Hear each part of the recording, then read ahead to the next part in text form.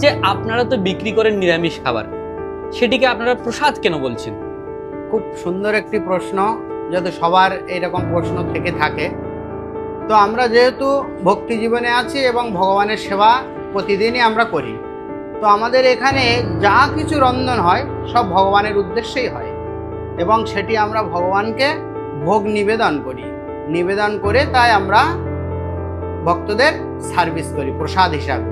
যেহেতু আমাদের পরিবার আছে, সন্তান আছে, স্ত্রী আছে, মা বাবা আছে এবং ভগবানের সেবার জন্য একটা অর্থের প্রয়োজন হয়, তার জন্য আমরা এটা প্রসাদ হিসাবে বিক্রি করে আমরা সেটা জীবন ধারণ করি। তো আজকে দেখুন আমাদের ভগবানকে কিভাবে সুন্দরভাবে ভোগ নিবেদন করা হয়। আজকেও ভোগ লাগিয়েছেন? হ্যাঁ, আজকেও আমরা ভোগ, প্রতিদিনই আমরা ভোগ নিবেদন করে থাকি।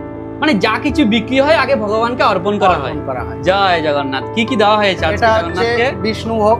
বিষ্ণুভোগ। বিষ্ণুভোগ কি কি দিয়ে তৈরি হয়েছে বিষ্ণুভোগ? এটা ইঁচড় আছে, আর আপনার পনির আছে, আর আলু আছে। আলু আছে। জয় জগন্নাথ।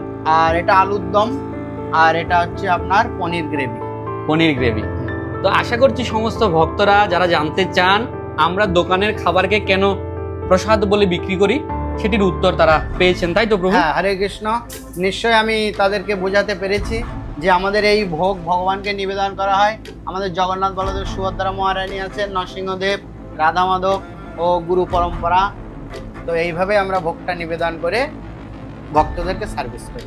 তো ভগবানের নিবেদিত প্রসাদ যদি আপনারা পেতে চান তাহলে আপনাদের আসতে হবে বসিরহাট। বসিরহাট শ্রী গুরু কৃপা veg restaurant, Basirhat college, Champapukur রোডের ঠিক উল্টো দিকে, টাকি রোডের উপরে।